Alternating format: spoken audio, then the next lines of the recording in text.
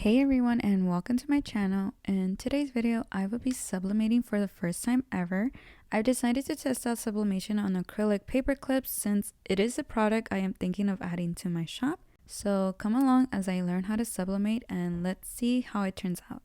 Before we start, we're going to need a few things. We need the paper clip, the printed design, heat resistant tape, parchment paper, and 8 heat press. Now let's begin. This acrylic paper clip does come with a blue film, and I did have to remove it before sublimating because it is the side where the design gets sublimated on, and I used a weeding pen to help me lift up the edges, but I still really struggled to take this thing off. As you can see, I don't know if it was just the film or just my nails that weren't helping me, but finally, after what seemed like forever, I was able to remove it. And at that point, I honestly felt like that SpongeBob meme where he's huffing and puffing because I seriously struggled so much to take this thing off. Once I finally took off that film, everything else was just pretty much easy. I got my sublimation design and then I aligned the paper clip on top of it. I taped it down with some heat resistant tape just so it could keep it secured while I press it.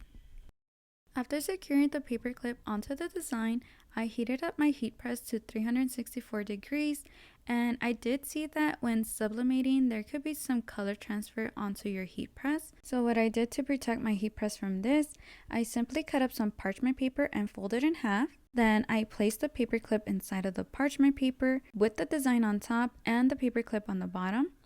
And finally, I pressed it for 75 seconds. A little side note here, I do recommend getting some heat resistant gloves so you're not like me using your sleeve to protect yourself from the heat press. But anyways, once the pressing was done, I took it out and immediately put a heavy book on top of it just because acrylic can sometimes wrap under heat. I let it cool down for a few minutes and finally it was time for the moment of truth. Did I succeed or did I fail? Well, let's see. It took me a while to see how this turned out because once again I struggled here. It took me some time to figure out how to peel this thing off, and while I was removing the paper, some of it did get stuck to the paper clip and I was a bit scared to peel it off because I thought I was gonna ruin it. But I did it anyways, and luckily it was all good. Just a little bit of sticky residue was left. Okay, so future me here. After a little bit of research, I found that using a baby wipe can actually help remove any residue left behind. So that's exactly what I did. As you can see, most of it came off, leaving just a slight stain from the paper that was left, but it didn't ruin the overall finish, so that was good. Now let's get back to the video.